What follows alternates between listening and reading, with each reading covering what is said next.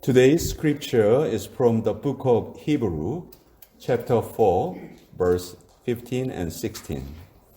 오늘 우리에게 주신 하나님의 말씀은 신약성경 히브리서 4장 15절과 16절, 두 절의 말씀입니다. 우리 같이 하나님의 말씀을 받들어 읽도록 하겠습니다. 시작. 우리에게 있는 대제사장은 우리의 연약함을 동정하지 못하시리가 아니요 모든 일에 우리와 똑같이 시험을 받으시니로되 죄는 없으시니라. 그러므로 우리는 긍휼하심을 받고 때를 따라 돕는 은혜를 얻기 위하여 은혜의 보좌 앞에 담대히 나아갈 것이니라. 하나님의 말씀입니다. 아멘. 자, 이 시간 잠깐 기도하겠습니다. 아버지, 말씀의 원저자이신 성령께서 이 시간에도 우리의 마음을 활짝 비춰주시길 기도합니다. 주의 말씀을 아멘으로 받게 하여 주시고 우리의 마음밭에 떨어지는 순간 뿌리를 잘 내리고 또 좋은 열매를 맺게 해주실 줄 믿습니다. 우리의 믿음대로 이루어 주시옵소서. 예수님의 이름으로 기도합니다. 아멘. 자, 1960년대 미국 대중음악계에 사이먼과 가펑클이라는 아주 유명한 남자 듀엣이 있었습니다. 아마 여러분들도 다 한두 번 정도 이분들의 노래를 들어보셨을 겁니다. 철새는 날아가고, 침묵의 소리, 험한 세상의 다리가 되어, 하여튼 많은 노래를 남겼는데요. 저는 이분들의 노래 중에서 I'm a rock 이라는 제목의 노래가 있어요. 나는 바위가 되고 싶다. 나는 섬이 되고 싶다. 그런 노래인데요. 가사의 내용이 아무리 상처를 받아도 슬퍼하지 않는 그럼 바위가 되고 싶다. 그런 내용이었어요. 한국의 유치환이라는 아주 유명한 시인께서도 바위라는 시를 남겼습니다. 내 죽으면 한 개의 바위가 되리라. 두 쪽으로 깨뜨려져도 소리하지 않는 바위가 되리라. 이런 시를 남겼는데요. 이처럼 모든 사람들이요, 이 변화무쌍한 이 세상에서 살 때 흔들리지 않고 그렇게 살기를 원합니다. 그렇지만 야속하게도 사람들의 이런 바람은 오래 가지를 못합니다. 소망 중에 살고 싶지만 절망에 빠질 때가 있고요. 감사하면서 살고 싶지만 불평이 찾아올 때도 있습니다. 건강하길 바라지만 병에 걸릴 때도 있지요. 힘차게 걷다가도 어느 순간 넘어져 있는 내 모습을 보게 되고, 또 하늘을 날아갈 듯 새털처럼 기분이 좋다가도 언제 그랬냐는 듯이 또 정체되어 있는, 침체된 내 모습을 발견하게 됩니다. 이럴 때 우리에겐 정말 하나님의 도우심이 필요합니다. 여러분, 믿음이 무엇입니까? 믿음은 이 세상을 내 힘으로 살지 않겠습니다. 또 그렇게 살 수도 없습니다. 주님, 저를 도와주시옵소서.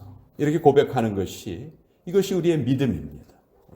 주님께 도움을 받으면서 사는 것이 성도의 마땅한 삶입니다. 하나님의 도우심이 없이도 이 세상을 살 수 있다라고 생각하는 것은 이미 저주받은 생각이죠. 성경은 이렇게 말씀하십니다.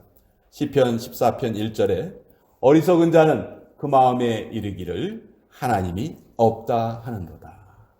그들은 부패하고 그 행실이 가증하니 선을 행하는 자 없도다. 하나님께서는요, 우리 성도들이 넘어질 때 그때 다시 우리를 말씀으로 일으켜 세워주세요. 그래서 수많은 성도들이 또 수많은 성구들을 통해서, 많은 성구들을 통해서 힘을 얻지만 오늘 우리가 읽은 본문 16절, 이 구절 역시 정말 많은 성도들이 사랑하시고 또 힘을 얻고 위로받는 그런 구절입니다.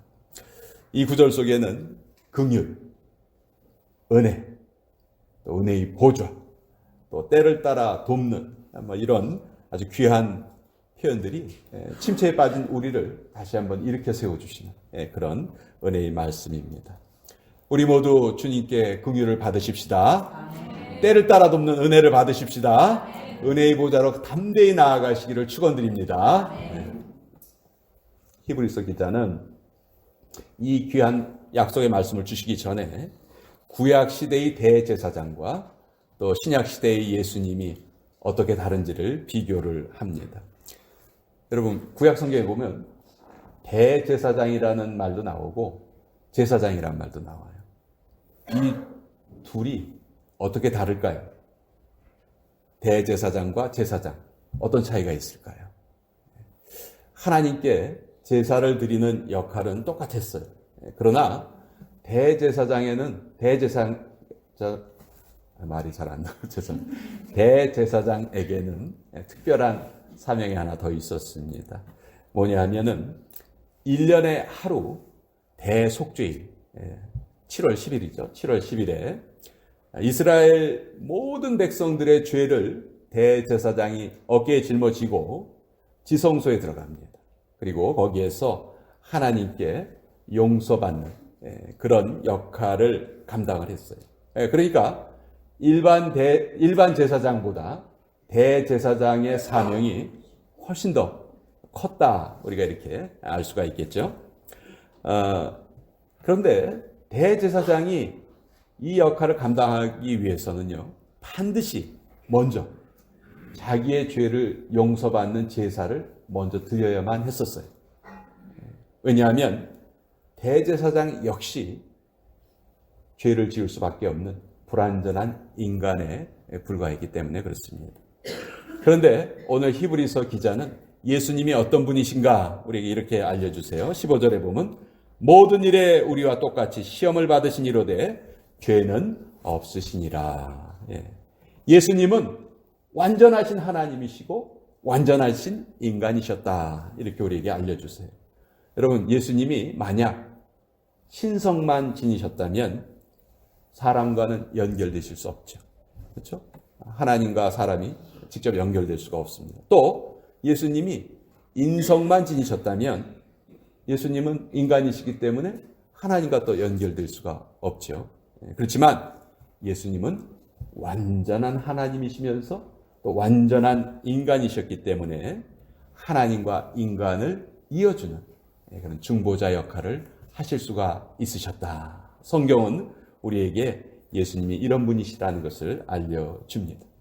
또한 예수님은 인간의 몸을 입고 이 땅에 사셨기 때문에 인간이 얼마나 연약한 존재인가를 너무도 잘 알고 계셨습니다. 우리가 얼마나 연약한지, 우리가 얼마나 낙심에 자주 빠지는지, 얼마나 자주 실패하는지 예수님께서는요 너무도 그걸 잘 알고 계셨어요. 그러니까 우리가요 예수님 앞에 나올 때 부끄러워할 필요가 없습니다. 우리의 자존심을 내세울 필요가 없어요. 예수님 우리의 존재가 어떤 존재인지를 너무도 잘 알고 계시기 때문에. 그래서 예수님께서는 이제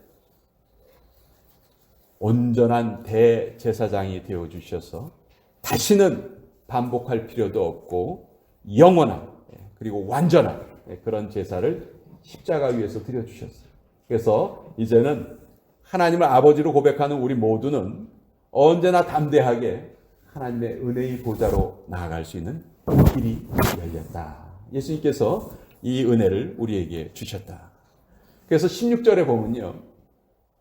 하나님의 보좌를 뭐라고 성경이 부르시냐 하면은 은혜의 보좌다. 이렇게 부릅니다. 은혜의 보좌.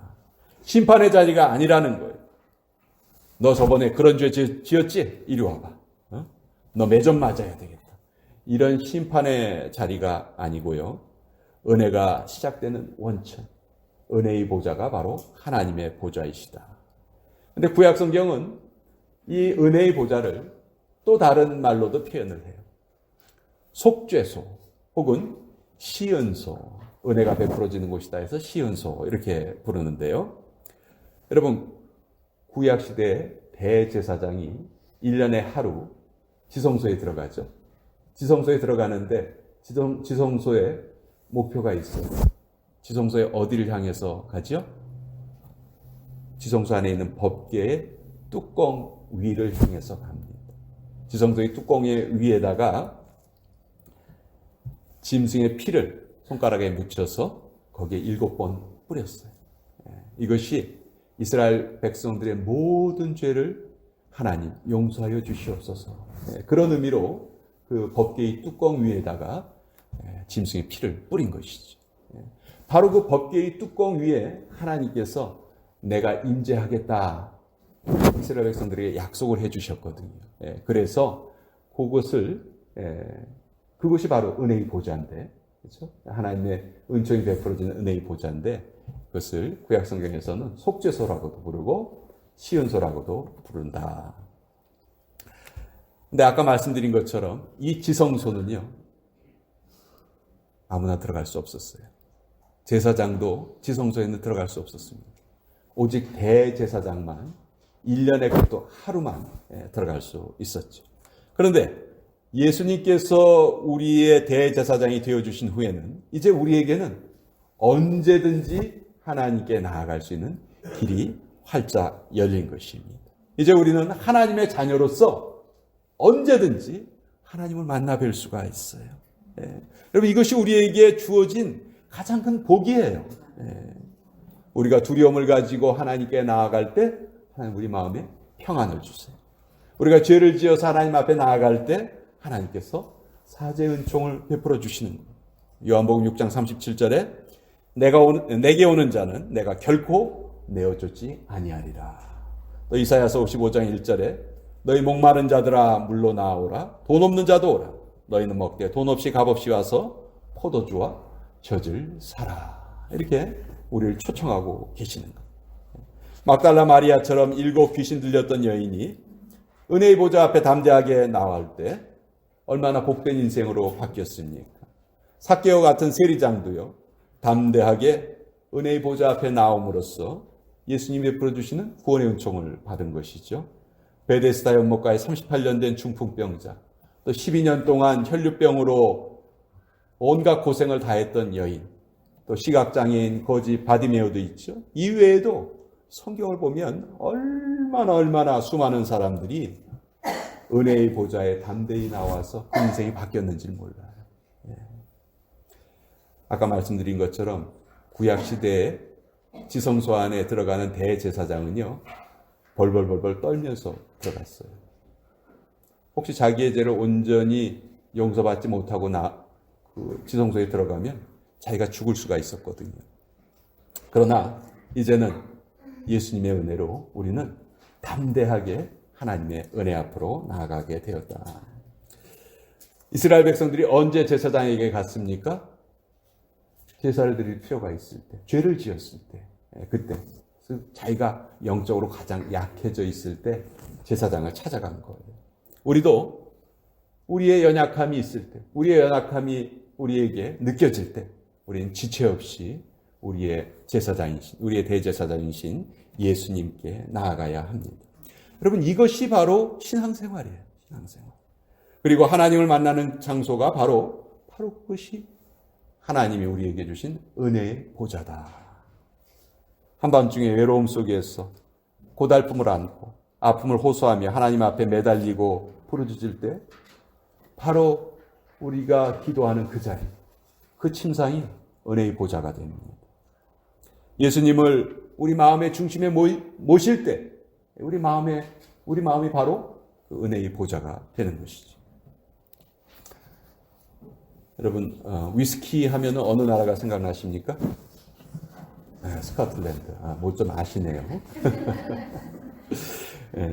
지금은 스코틀랜드가 영국에 속해 있지만 중세에는요, 이게 두 나라가 서로 다른 나라였어요. 그래서 엄청나게 둘이 싸웠어요. 스코틀랜드는 지금도 독립하기를 원하죠. 몇 년 전에도 국민투표를 했지만 결국 부결이 돼서 지금 아직 영국 안에 있지만 스코틀랜드는 늘 독립하기를 원합니다. 어쨌든 스코틀랜드가 중세시대에 독립을 이루었던 적이 있었는데 그때 그 독립을 쟁취한 왕이 로버트 1세예요. 스코틀랜드 사람들은 아주 로버트 1세를 존경합니다. 근데 이분이 독립을 이루기 전에 영국하고 아까 많이 싸웠다고 그랬잖아요. 근데 한 번은 영국하고 싸우다가 아주 그냥 크게 진 거예요. 얼마나 크게 졌는지 자기 아내, 자기 딸, 자기 여동생 다 포로로 잡혔어요. 그리고 자기의 남동생은 포로로 잡혀서 그냥 처형까지 당해서 죽고 말았어요. 이 로버트 1세도 어떻게든 목숨을 건져야 했기에 그냥 하루아침에 그 왕의 신분에서 도망자가 되어서 그냥 걸음아 나서려라 하면서 외딴 섬으로 도망을 쳤어요. 이때 아주 유명한 일화가 탄생을 하는데요. 로버트 1세가 외딴 섬에 있는 동굴 속에 들어가서 몸을 숨겼습니다. 근데 계속해서 이제 영국 군사들이 쫓아오는 거예요. 근데 이 로버트 1세가 딱 굴 속에 들어가자마자 갑자기 어디선가 거미 한 마리가 나타났어요. 거미 한 마리가 나타나서 그 굴 입구에다 거미줄을 치기 시작을 했습니다. 영국 군대가 뒤쫓아온 거예요. 우리 이 굴 속에 숨어 있을 수 있겠다. 근데 보니까 굴 입구에 거미줄이 쳐 있는 거죠. 그래서 영국 군사들이 어떻게 생각을 한 거예요? 만약 사람이 이 안으로 들어갔으면 이 거미줄이 분명히 망가져 있을 텐데 이 거미줄이 지금 잘 쳐져 있는 걸 보니까 여기는 사람이 있을 리가 없다. 그렇게 생각하고 돌아간 거예요. 그것 때문에 이 로버트 1세가 목숨을 건진 것이죠. 로버트 1세가 동굴 안에 숨어 있다가 이것을 다 보고 난 후에 잉글랜드 군사들이 돌아간 후에 이런 기도를 드렸습니다. 하나님, 저 조그만 거미의 뱃속에 나의 피난처를 미리 마련을 해두시고 적절한 때에 저 거미를 보내주셔서 나를 보호해 주시니 감사합니다. 그리고 이제 나중에 스코틀랜드의 독립을 이루게 된 것이죠. 하나님은 반드시 하나님의 자녀들을 보호해 주심을 믿으시기 바랍니다. 때를 따라 은혜를 베푸시는 분이 우리 하나님이시다. 때를 따라 돕는 은혜 하면요, 우리가 오해할 수가 있어요. 하나님 가끔 우리를 도와주시나 보다, 이렇게 오해할 수가 있어요. 그게 아니에요. 때를 따라 도우신다는 말은요, 항상 우리를 도우신다는 말이에요. 그래서 우리가 담대하게 은혜의 보좌에 나아갈 수 있다는 것이죠. 이 나아간다는 이 헬라어의 동사 시제가요, 현재형이에요. 현재형. 헬라어에서는 현재형은 계속해서 반복해서 이루어지는 행동을 표현할 때 현재형 시제를 쓰는데, 그러니까 하나님 보좌 앞에 나아간다는 것은 한두 번 하고 많은 행동이 아니고 끊임없이 쉬지 않고 하나님의 은혜를 우리가 계속 구하는 모습이에요. 여기에 은혜의 원칙이 있습니다. 하나님은 늘 우리에게 은혜를 베푸시기를 원하세요. 그렇지만 먼저 우리가 해야 할 일이 있어요. 먼저 우리는 하나님의 은혜를 구해야 해요. 우리가 하나님께 은혜를 구할 때, 열정을 가지고 하나님의 보좌에 담대하게 나아갈 때 하나님께서 그때 우리에게 은혜를 베푸시는 것이죠. 그래서 모든 시대, 모든 성도들이 꼭 기억해야 될 두 단어는 긍휼과 은혜입니다. 긍휼은 뭐냐 하면 마땅히 벌을 받아야 되는데 하나님의 오래 참으심, 그것을 성경은 긍휼이다 이렇게 말하고요. 또 은혜라는 것은 아무런 받을 자격이 없는 사람에게 하나님이 선물을 주실 때 그것을 은혜라고 표현을 해요. 그런데 안타깝게도 우리는 지금 얼마나 우리에게 긍휼이 필요하고 은혜가 필요한 상황인데 그것이 필요한 줄을 모르고 또 그것을 얻기 위해서 하나님께 끊임없이 나아가야 하는데 그런 마음이 부족한 것이 아닌지, 아예 그런 마음이 없는 것이 아닌지, 저는 그것이 참 너무나 안타깝습니다. 우린 정말 진심으로 하나님께 도우심을 구하면서 살아야 됩니다. 믿음의 핵심은 다른 데 있는 것이 아니고 하나님께 나아가는 것이다. 하나님의 보좌를 찾아가는 것이다. 여러분, 우리가 가진 문제들이요, 우리 힘으로 해결되는 게 아니에요. 생명수가 흘러나오는 은혜의 보좌 앞에 엎드릴 때 성령께서 우리를 만져주시고 그 은혜를 통해서 우리가 회복되고 우리가 다시 복원되는 것입니다. 오늘 우리는 성찬예식을 거행을 합니다. 이 성찬식은 예수님께서 우리를 위해 십자가에 죽으신 것을 기억하고 그것을 기념하는 예식이죠. 다른 말로 하면 예수님의 십자가를 바라보고 십자가 앞에 나아가는 것이 성찬식입니다. 우리 오늘 16절의 말씀을 다시 한번 큰 소리로 봉독하고 이 설교를 마치도록 하겠습니다. 히브리서 4장 16절 같이 저를 따라서 읽어주세요. 제가 먼저 읽겠습니다. 그러므로 우리는 긍휼하심을 받고 때를 따라 돕는 은혜를 얻기 위하여 은혜의 보좌 앞에 담대히 나아갈 것이니라. 기도하겠습니다. 아버지 하나님 감사합니다. 오늘 저희가 은혜의 보좌 앞에 나왔습니다. 아버지요, 우리의 허물을 다 덮어주시고 우리의 죄는 예수 그리스도의 보혈로 다 씻어주셨음을 감사드립니다. 아버지 하나님, 오늘도 은혜의 보좌 앞에 담대히 나온 우리들, 하나님께서 내려주시는 때를 따라 돕는 은혜로 충만케 하여 주시옵소서. 예수님의 이름으로 기도합니다. 아멘.